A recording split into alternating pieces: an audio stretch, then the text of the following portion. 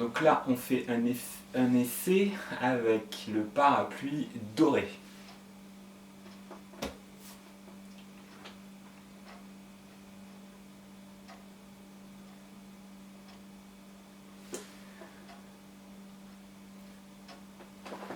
Bonjour. Bonjour et bienvenue dans cette nouvelle vidéo. Aujourd'hui, je vais vous parler de ce livre qui s'appelle L'énagramme, les 9 types de personnalité.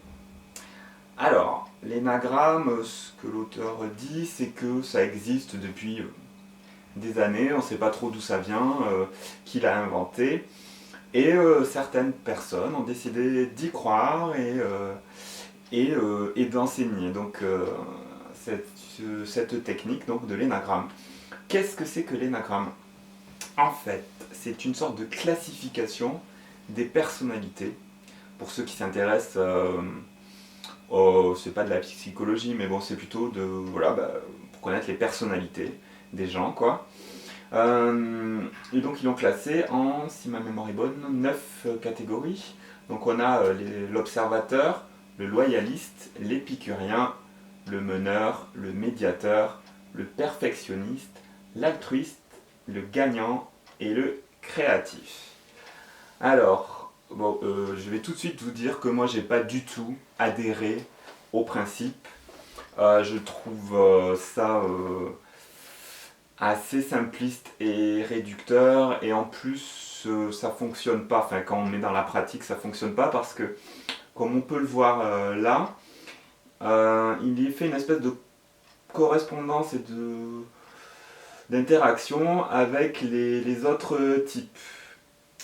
Donc les autres types de personnalités, donc quand on est loyaliste, on est censé réagir de telle ou telle manière avec le médiateur et le gagnant. Bon, moi ce qui me gêne beaucoup, c'est que, comme je disais, les portraits sont assez simplistes et caricaturaux, et on ne peut pas se reconnaître à 100% dans un des profils. Donc au mieux, on peut se réduire à 3 ou 4 d'entre eux, mais on n'est pas à 100% épicurien ou meneur ou médiateur. Enfin, je sais pas, je prends n'importe quel exemple. Un créatif peut très bien être épicurien et aussi perfectionniste. Enfin, ça arrive même souvent d'ailleurs. Donc, je comprends pas trop comment on peut pondre des trucs pareils.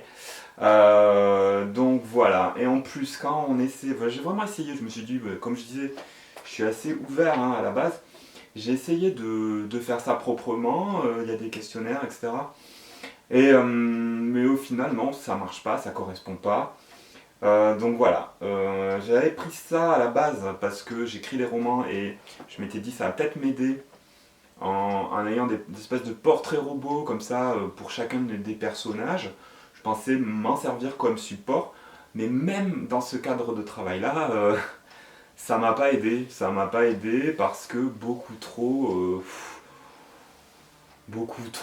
binaire, quoi, tout noir, tout blanc, on est comme ci ou comme ça. Dans la réalité, non, on n'est pas à 100% à correspondre à un type précis et limité. Enfin, voilà.